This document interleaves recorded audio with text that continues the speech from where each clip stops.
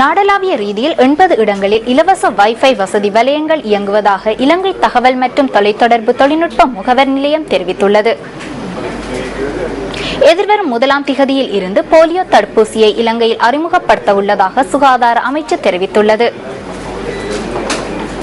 நடைமுறையில் உள்ள சொட்டு மருந்து வழங்கும் திட்டத்துடன் இணைந்ததாக முதலில் தடுப்பூசி ஏற்றப்பட உள்ளதாக தேசிய தொற்றுநோய் ஒழிப்பு பிரிவின் பணிப்பாளர் டாக்டர் பபா பல்கேவடன கூறியுள்ளார். தேசிய நோய் எதிர்ப்பு திட்டத்தின் கீழ் அறிமுகப்படுத்தப்படவுள்ள புதிய நடைமுறைக்கு அமைய 4 மாத குழந்தைகளுக்கு போலியோ தடுப்பூசி ஏற்றப்பட உள்ளது.